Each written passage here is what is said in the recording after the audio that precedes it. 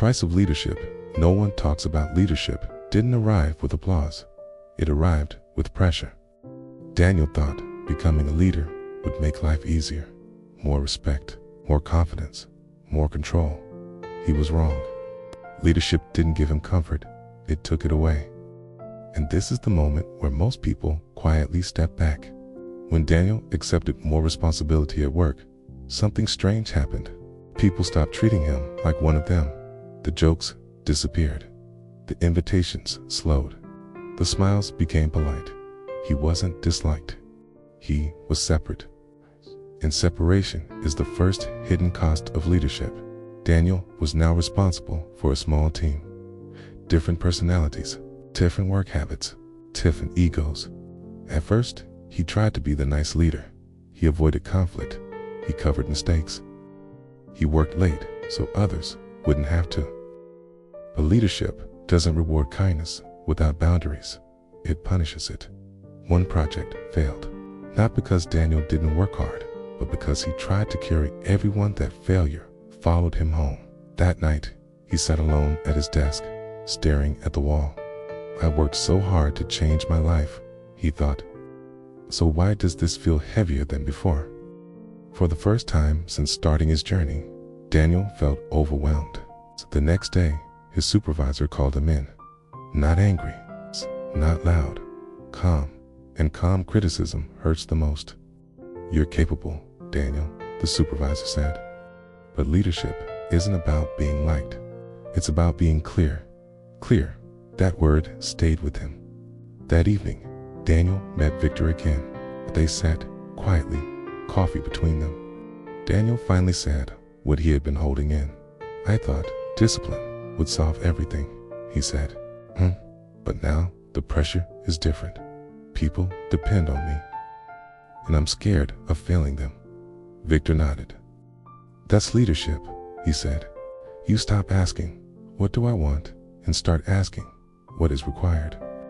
Daniel looked down. What if I mess it up? Victor leaned forward. You will, he said. That's the price. Daniel looked up, surprised. Victor continued. But the difference now is this. You don't quit when it gets hard. Leadership forced Daniel to change again, not his routine, his mindset. He stopped rescuing people from consequences.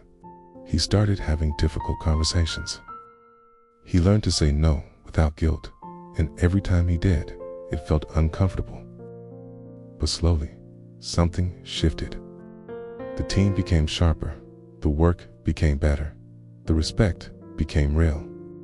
Not because Daniel was popular, but because he was consistent.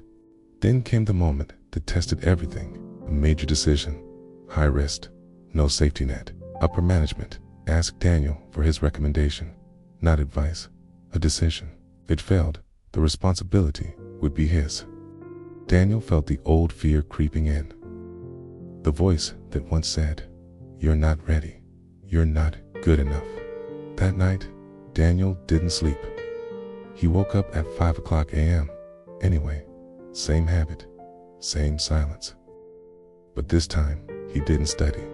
He reflected. He realized something powerful. Leadership isn't about knowing everything.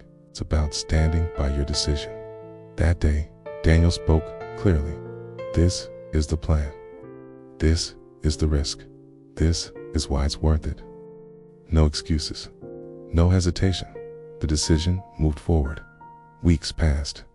The pressure was intense. Daniel carried it quietly, and then it worked. Not perfectly, but successfully. For the first time, Daniel didn't feel proud. He felt grounded because he finally understood. Leadership isn't a reward. It's a responsibility you earn daily. Before we continue, let me pause here for a moment. If Daniel's story is helping you think differently about discipline, pressure, and growth, hit the like button so more people can hear this message. Subscribe to the channel for the next chapter of Daniel's journey, and share this video with someone who's trying to become better but feels overwhelmed. Now, let's finish this story. Months later, Daniel stood in the same building where he once felt invisible. But he wasn't chasing validation anymore. He was building impact New team members came to him for guidance, not because he talked about success, but because they could see it in how he lived. Early mornings, clear decisions, quiet discipline. Someone once asked him, "Daniel, what changed your life?" He thought about it. It wasn't waking up early. It wasn't learning skills. It wasn't even leadership. It was this realization. Comfort keeps you stuck. Responsibility forces you to grow. And this is the truth for you. If your life feels heavy right now, maybe it's because you're carrying more than before. That's not a sign you're failing. It's a sign you're leveling up. Don't run from pressure. Train for it. Daniel wrote one final line in his notebook that morning. "I don't rise because life is easy. I rise because I refuse to stay small." And so, can you like the video, subscribe to the channel, share this story with someone who needs it? 'Cause in part 5, Daniel faces the ultimate question.